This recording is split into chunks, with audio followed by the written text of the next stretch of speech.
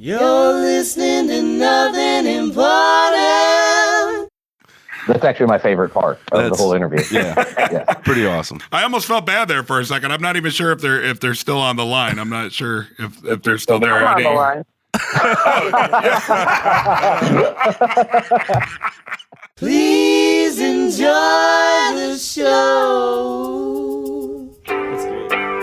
That works.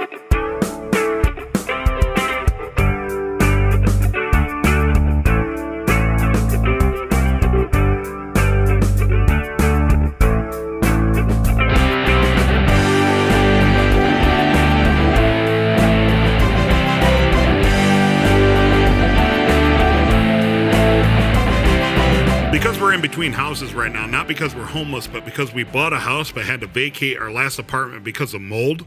Mm-hmm. So we're actually 70 miles south of the city. Are you recording? Yeah, I'm recording. Okay. So we're 70 miles south of the city, and I'm at my wife's 90-year-old grandmother's house. And this house was built in 1840 something. So like at one point it totally had an outhouse on the property. So it's just like, and I think since this house, why aren't you recording in the outhouse? Well, because I'm the shit. See what I did? The shit. That's a poop joke. Okay. So, so funny. Anyway, but I think I'm having a little bit of trouble with reception because since this house was built like 140 or 150, however many years ago it is now. And it still has the original modem?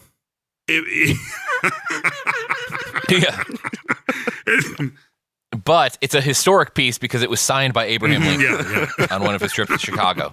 Abraham Lincoln sent, it has to say. Abraham Lincoln sent his first email and had his original GeoCities site hosted from this very... I think it was the rough draft of the Gettysburg Address, actually.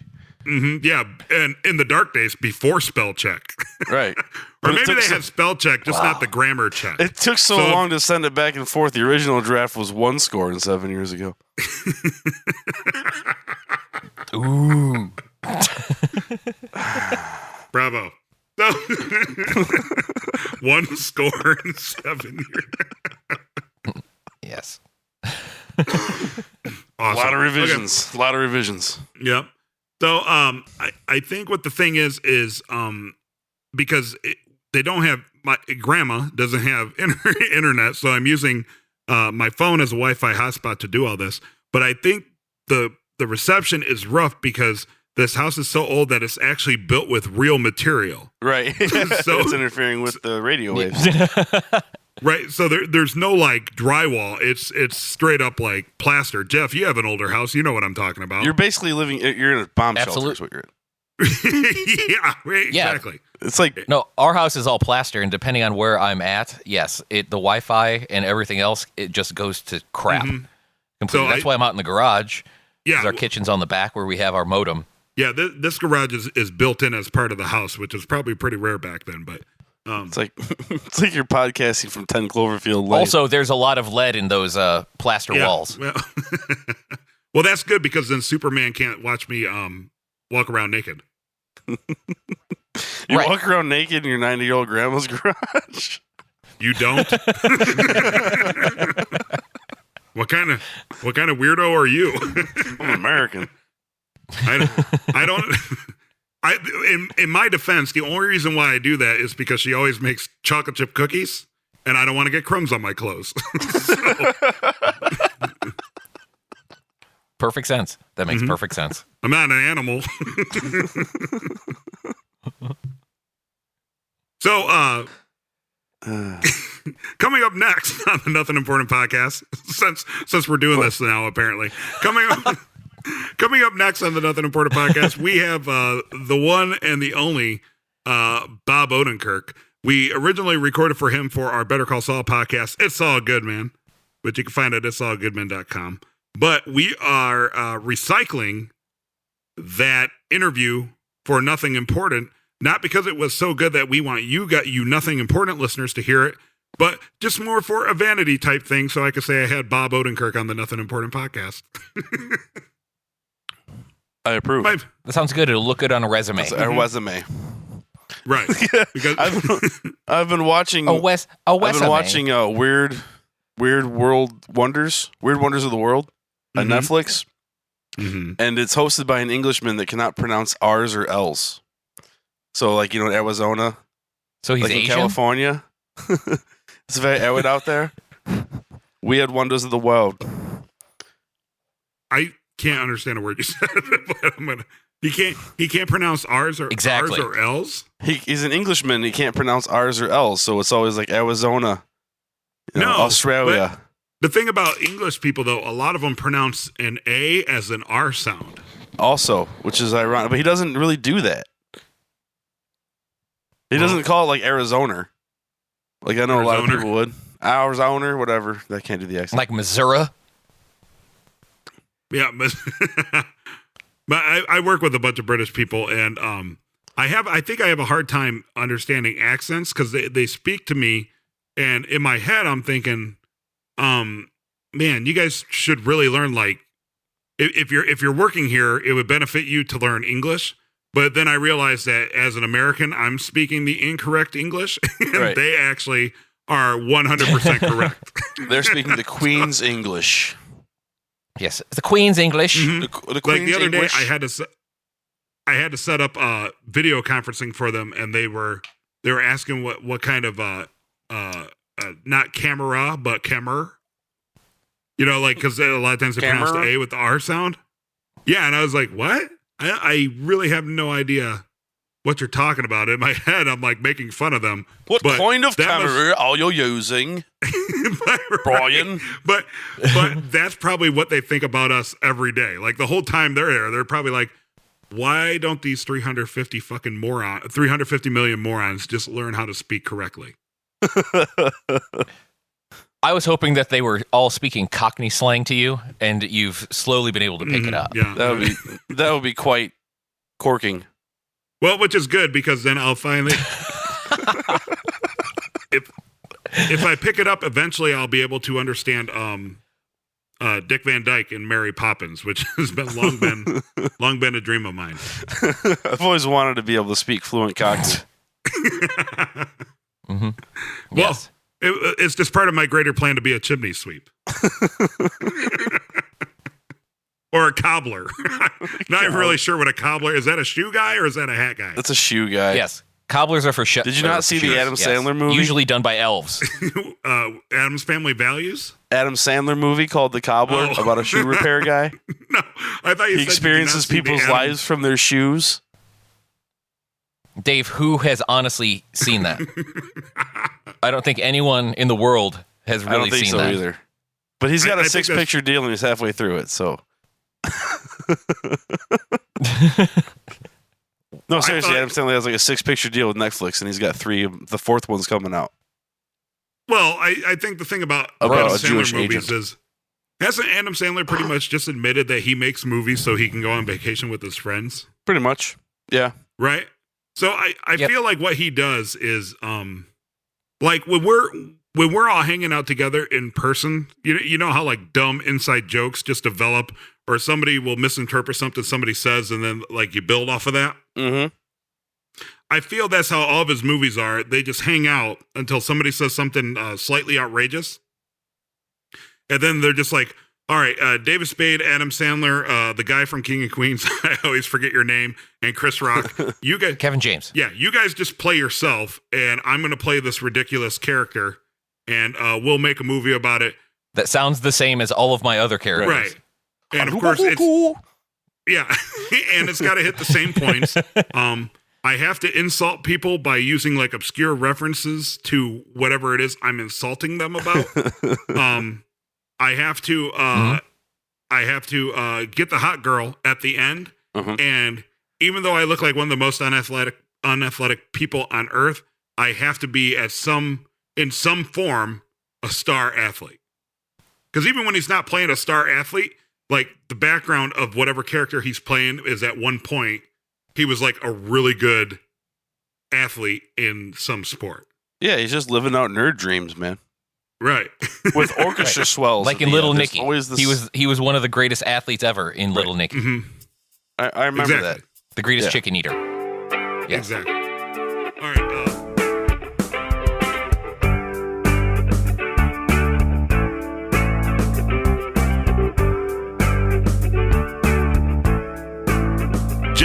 I'm Dave. Bob Odenkirk is on the Someone Important hotline. Hey, Bob. Hey, Bob. Hey, Hey.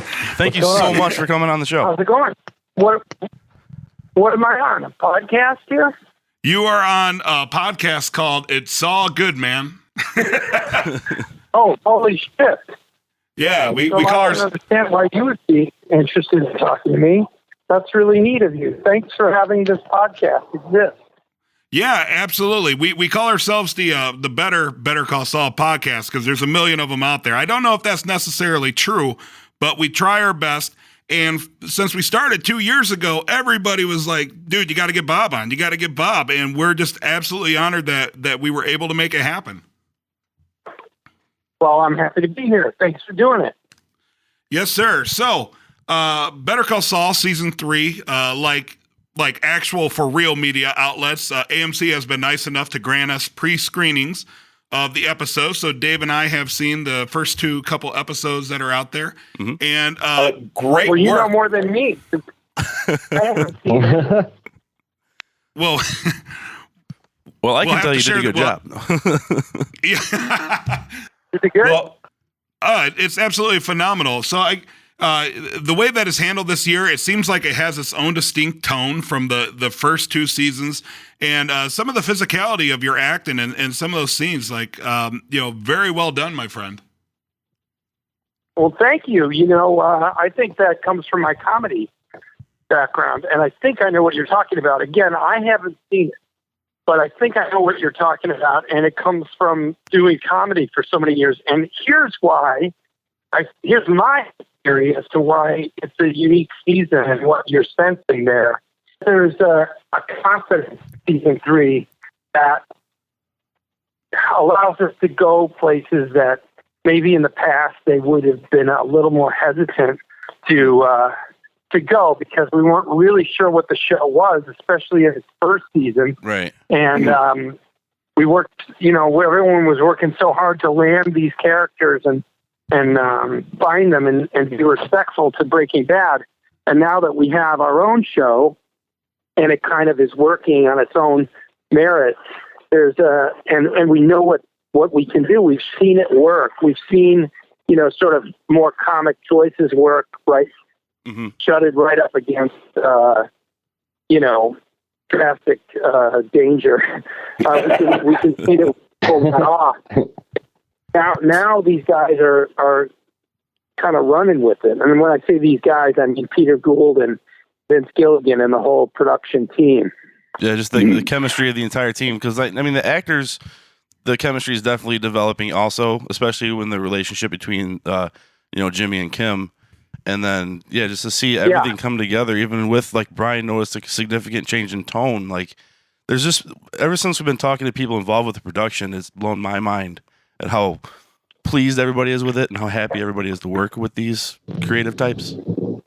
Yeah. It's just we know what we're doing now, and we feel good about it, and we're not worried that we're gonna jump the shark or break the level of reality that we've established. Mm-hmm. We know that Jimmy McGill and Saul Goodman can be a fun character to watch, and he just is, and it doesn't hurt the reality of it to have him get involved in some of these capers, It's funny, between Jimmy McGill, Saul Goodman, and our boy Gene, who I don't even think has the last name, we were actually talking just before we got on the phone. We're like, how many more characters can Bob Odenkirk play in one universe, in one series?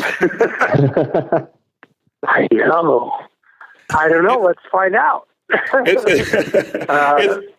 It's a lot like Phil Hartman in The Simpsons. Like they all look slightly different, but they all sound the same. But they're all distinct characters that everybody loves. So it's true. And who has ever gotten such a gift without earning it?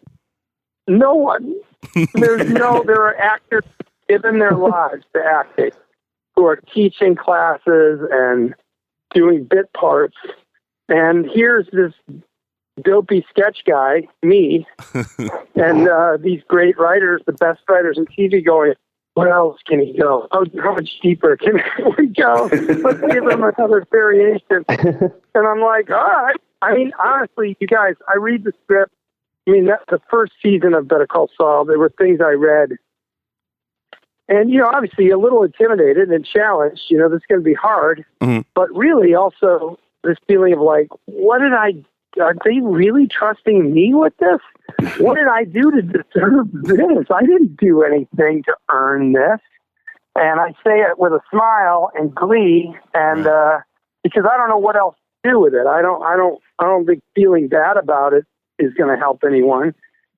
But I have, without a doubt, gotten incredibly lucky here, and of course I treat that opportunity as a humbling experience of something that when I read those scenes with Chuck, those intense, deeply personal scenes where somebody is struggling with their own deep-seated hopes and dreams and frustrations, I just see it as, you got to respect the hell out of that opportunity and dig in deep and leave yourself over to it, give yourself over to it entirely. But the thing overall, the opportunity to then play a comic scene like what I do in season 3, there's a lot of comedy in season 3. Mm-hmm. Beyond what you saw in the first one. I think I know what you're talking about because someone described some of that stuff in the Pollos Hermanos restaurant. And I remember doing it, and I remember going, wow, this is pure comedy in a way. And I'm doing it in the midst of this very serious drama. Mm-hmm. And it was great fun. I can't wait for people to see it. And it sounds like it worked well for people because you're the second bunch of people to say they've seen it and enjoyed that. Well, it's phenomenal so far, and we only have a few more moments with you. And so we have to ask you a traditional question that we always ask, especially you being like a Chicago area guy from Cicero. What is your favorite frozen pizza? Frozen pizza? Mm-hmm. What? Did you ask me what my favorite frozen pizza was? Indeed. It's a curveball. It's a curveball, yeah. Yeah. Do they still make Tombstone pizza? Oh, Absolutely, they do. man after my own heart right there. They do? Yeah. Oh, yeah. Well, I mean, I haven't had a frozen pizza in a while. I've had Trader Joe's. I've had Trader Joe's barbecue chicken. That's a big one. A lot of people talk about that one. It's a popular answer. For the record, we see no endorsements from this. We just like asking dumb questions to people more successful than Well, we. I've eaten a whole lot more Tombstone pizzas in my life. It's just I haven't had one in 30 years. But as far as if you go by weight, I've eaten the most Tombstone pizzas. But in recent years, I have to go with Trader Joe's barbecue chicken. Nice. And time's almost up as a hometown Chicago guy. Real quick, what's your favorite regular pizza? Like real, actual pizza? Oh, yeah. Well, I like Bacino's thin crust.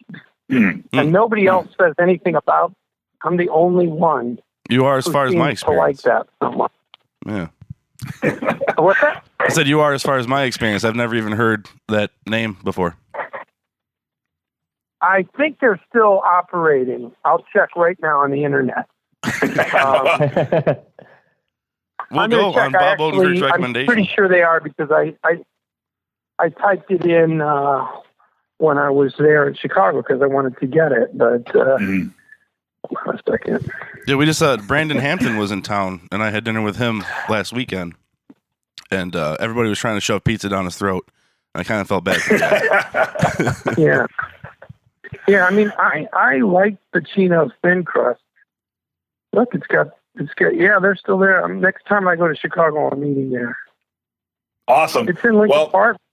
Oh, that's right. That's right in our neck of the woods. We're based out of Chicago, and if you have any spare time, feel free to drop us a line. We'd be more than happy to have a slice of pie with you.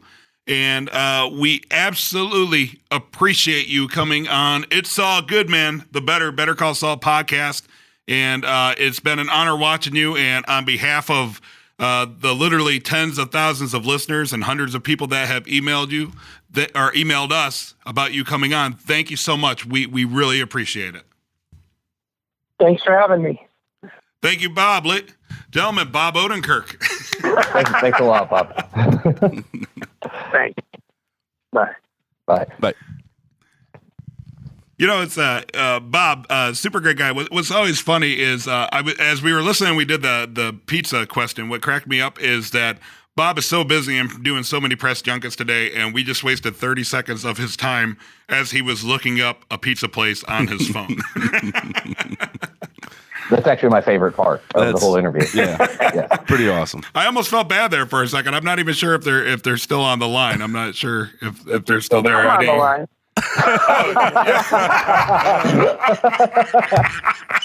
No, I'm glad you did that because I looked them up and they're still operating. Extra crust. Guys, extra thin crust. It's really, I love it. Extra thin. Extra thin. Awesome. We'll remember that. Officially Double endorsed by Bob Odenkirk. Absolutely. That is not my favorite podcast moment that I've had. Yeah, wait for the beeps before you start talking about the guest, Brian. Jeez. We were talking good. We didn't say anything bad, right, Bob? We didn't Say anything bad? No, it's good. Awesome. Awesome. You guys. Well, have a good one, Bob. Yeah, thank you so much, Bob. It's so cool. There's the three beeps. How funny was that? I knew it. I knew it was going to happen because I didn't hear the beeps. You know, I didn't either. I didn't hear the beeps either, but my this pair of headphones that I'm using must have got busted or something in my briefcase that I bring to work every day. So it's kind of crackly when I move a little bit, right? Mm-hmm. So I thought maybe can you guys hear the beeps on the other one when people hang up? No. I think I'd heard it one time.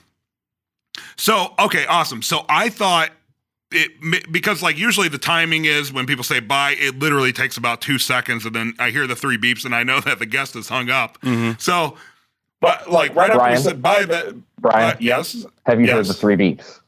I have heard the three beeps. Okay. Round 2 of insulting the star. Better Call Saul. He's officially gone this time. So when after he said bye, initially my headphones started creaking. So I'm like, okay, he's gone. And then I just wanted to talk about how it was funny that we wasted some of his time. Here's another thing is when you said that when you basically invited us to join him for pizza, did he respond? Mm-hmm. Did he say yes, or did he just blow it off? Because I didn't hear an answer. I think it was probably like a courtesy yes, you know, like, but I almost said like, Brian, don't do it. Don't do it. Like, he wants to get pizza for himself. He's not inviting us. This isn't Brandon Hampton. Look, anybody who's nice enough to come on our podcast, if they ever said, hey, I'm in town, I'd love to have a slice of pizza with you, I will make it a point to go have a slice of pizza with them, whether it's somebody super famous or somebody just starting out. You know, it's always nice to offer because you never know. I don't want anything from the guy monetarily or anything, but I would go have who the hell wouldn't go have a piece of pizza with Bob Odenkirk? No, I would, but I'm not going to invite myself to go have a pizza with Bob Odenkirk. I did not invite myself. I simply gave him an offer for my company the option. Should he be in town. You gave I him the option. I was hoping when you said real pizza that he was going to reference the fake Marilyn Manson pizza chain from like season 3 or 4 of Mr. Show, where they had the training videos and stuff. Yeah, never brought up that would have exploded my boner, but you know. He's also the first person that we kind of got the reaction that I wanted when we asked the frozen pizza question. Yeah, where it was just like, why would anybody ask that? Like, it was almost like just the absurdity. It was like Jeremiah Watkins with the soup spoon incident. Mm-hmm. Like he was so befuddled because like Eric Griffin came on and we were talking about superheroes on your sports team. He just jumped right in. He didn't give a shit. Like, that was awesome. Mm-hmm. Yeah. Not the reaction we were looking for, in all honesty. Awesome. But that's great. Bob Odenkirk, super, super cool dude. I'm so glad that he came on. You know, mission fulfilled. Now we need to, if we can get a hold of Jonathan Banks, that'd be great. And, dude, and when Bob The started trifecta is complete. when Bob started breaking up, I was like, oh my god, no, like no, 2 years for this phone call to be shitty, like. But I paused it and he came back, and I think it came back all right. And it was fine from then on. I don't know if he moved or what, but it was the connection was good after that. I think what happens because he's doing press all day, I believe. So he's probably sitting there tired of talking on the phone, and maybe we were on speaker or something. And then when I said we were breaking up, he cut it off speaker. Or he was leaving the bathroom or something. Also, one of the best Right. one of the best intros of like, what show am I on? What is this? Why am I doing this? Yes. But he seemed genuinely not appreciative, but I mean he seemed genuinely at least amused that a bunch of people would sit down and make a podcast based specifically on one of his shows. Right. Or maybe it was just like, his publicist was like, here's your next interview, go. And then once he realized who he was talking to, his tone totally changed. Right. He's like, oh, it's those guys that I was talking about. What's that, Jeff?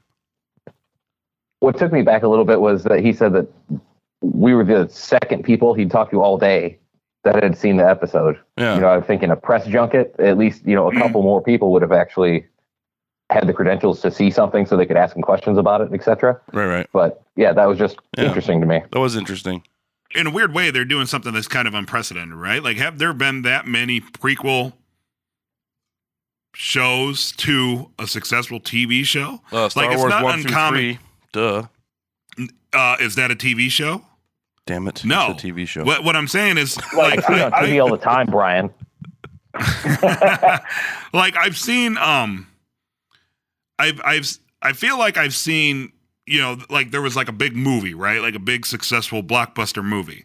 And they say, how can we keep this franchise going? I know. Let's do a miniseries or a TV show that's actually a prequel or takes place prior to the events in the movie. Like the Clone Wars. Right?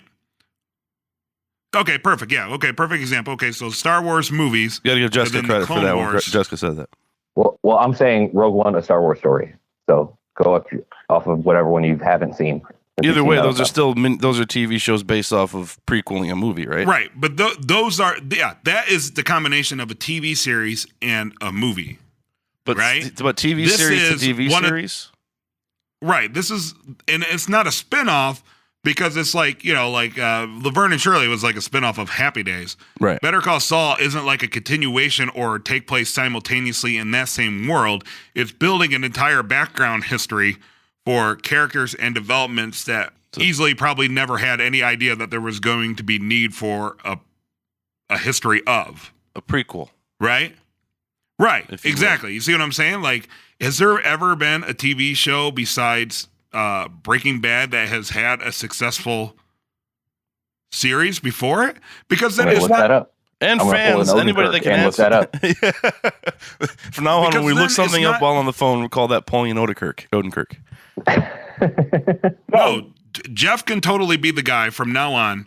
Where like when, like when Dave and I are talking, Jeff, we could be like Jeff, look up this, and then Jeff can report in with. I actually kind of do that already. Jeff is the show Yeah, Googler. Just don't Google me when we're talking. I just Google myself half the time. Hey-o. Hey, No, in all honesty, I can't think of anything offhand that's like that, where it's a prequel Right. to a show. And then think about this. Not only is it a prequel to Enterprise. one of the most highly regarded TV shows of all time, but it's a prequel that is now on its third season, which is incredibly hard to do. Mm-hmm. How You long? see what I'm saying? How long did Enterprise last? Enterprise was a prequel about the very first Star Trek, Federation journey or whatever, the first starship. yep, you are correct. And that was what, a season or two? I think it was only a couple of seasons. And then it though. got baculid. Okay. Unfortunately, like things do. Okay. So then the question is, has there ever been a TV show that has had a prequel TV show that has ran more than 2 seasons? Or is Better Call Saul just kind of in uncharted water?